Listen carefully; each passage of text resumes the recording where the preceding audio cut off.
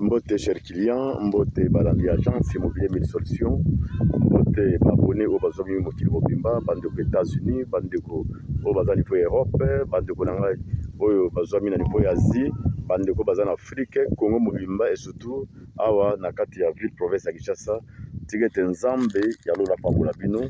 Merci na yebi ke boza ebele comme d'habitude toujours. Oui, bon, pesa confiance dans l'agence Kakamoko. Oui, bon, pesa confiance dans la chaîne Moko. Oui, ça la fierté à immobilier à Wanakati, à province de Kinshasa. Et surtout, en direct, il y a commune, il y a Kinshasa. Merci, Nzabia Pambola Bino. Encore une fois, Ngai frère Blaise, je vous avais dit que non, pour l'intérêt, Nabino, Bakilananga, pour l'intérêt, Nabino, Baboni Nanga, j'irai partout là où on va m'appeler pour ce travail. Voilà les lots, les bakwa malo me pessimé bino.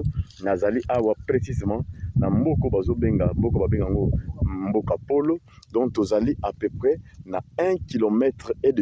Voilà, 1,5 km na boulevard. Donc tozali après Menka, après péage, moto non soyez binzela au côté à côté de Bessikane tozali. Donc nous sommes non loin, il y a boulevard, nous sommes non loin, il y a péage, donc nous sommes juste après Menka ici.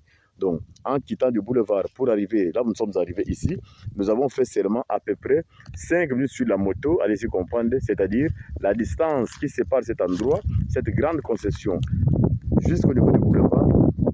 Donc, c'est plus ou moins 1,5 km au commune ici. Yo moutouza la bosenga, ya kosa l'agriculture, ya kosa l'élevage et surtout ya kotunga ba nouvelle cité. Voilà espace yango de konanga. Tala ndenge terrain kenda, terrain za tunda plat.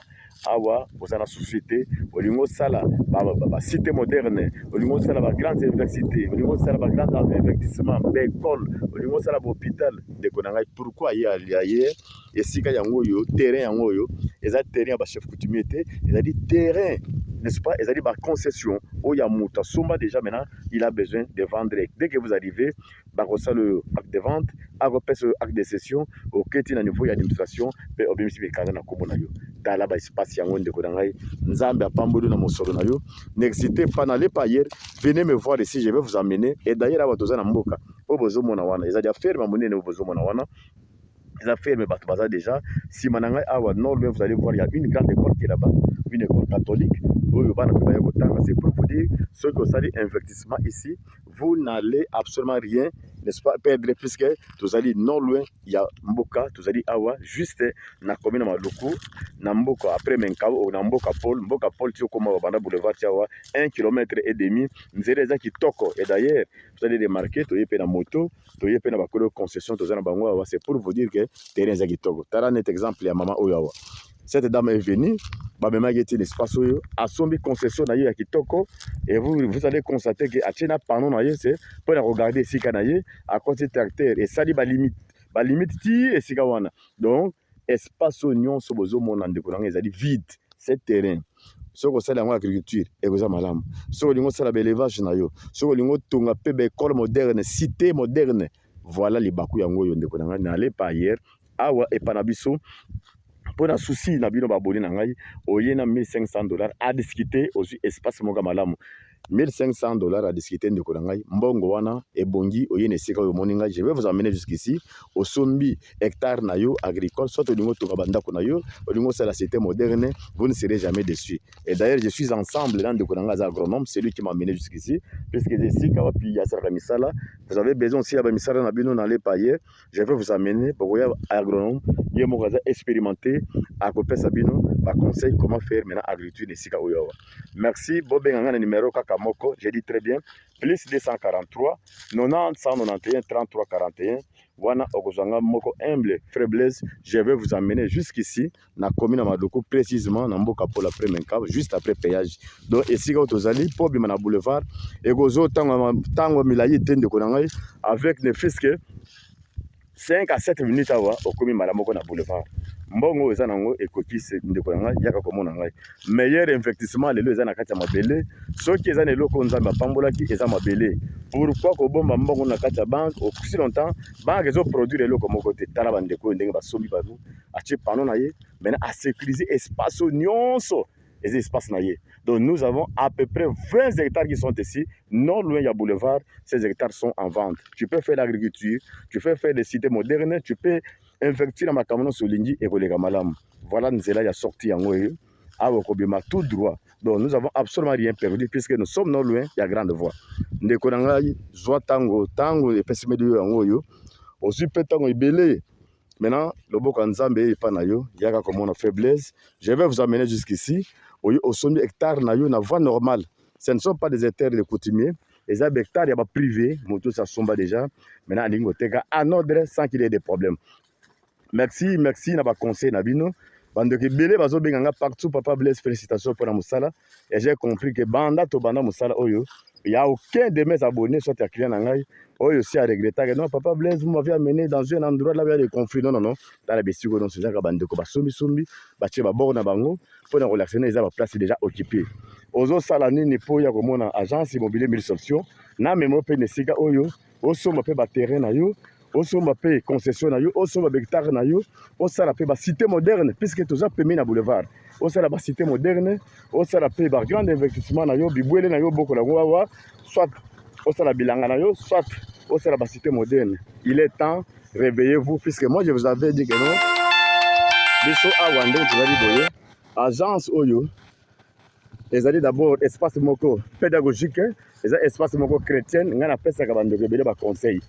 Ole okenda hier ko boka mbongo evanda pamba yaka awa chambo na mabele ebungisaka mbongo te, au contraire tango tie mbongo na kati ya mabele chaque jour mabele wana ezosala nini ezomata succès, chaque jour ezomata valeur. Un jour vous allez me donner raison. Tala bandeko yo, c'est pour vous dire que non toza pena na kati ya mboka.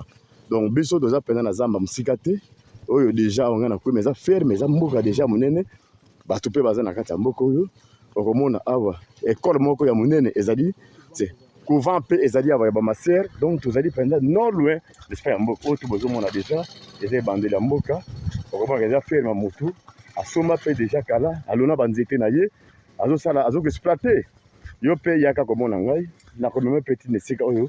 Vous allez faire la même chose ndenge moko oyo bandeko pe basalaki ba yoka pe conseil aye assomi ferme na ye et voilà maintenant pour le moment il est en train d'exploiter. Donc je le répète avec $1500 à discuter puisque toza non loin na Kinshasa wa kolongwa aéroport international ya Njili oya kokoba na esika oyo nga nazali awa soko ozali ko rouler très bien, c'est juste question il y a 40 minutes au komi na esika oyo awa. Je dis bien 40 minutes au commune esika oyawa nzela eza kitoko tala nzela yango oyo donc oyo nzela yango ezokende et continuer ti côté kuna voilà oyo zona kati déjà ya mboka oyo donc nzela yango oyo zomona peki na moto soko on a une voiture on compte très bien soko pe na jeep on compte très bien donc l'accès est tellement facile, l'entrée est facile, accès est très bien nzela eza kitoko nzela na biso wa zamba eza te na nzela oyo okomona ni zelo okomona ni ngomba mile moko plat. Donc c'est que ça dit investissement otongi bécole otongi bopito otongi ba cité moderne de konanga vous ne serez jamais déçu. Un jour beaucoup peut ça raison que makambo papa Blaise abana oyebi sabiso il avait pleinement raison. Merci pour la suggestion, merci pour la remarque na bino. C'est pour vous dire que nous sommes en plein Kinshasa ici, c'est-à-dire na mboko bazobenga mboka pour les juste après Mbankan pardon après Menkao, après péage. Donc, on a boulevard, tu comme ici, on a commis awa. Et ça dit juste question qu'il y a 1,5 km au commis awa. Ce que je moto, on a 5 minutes dans boulevard, tu awa.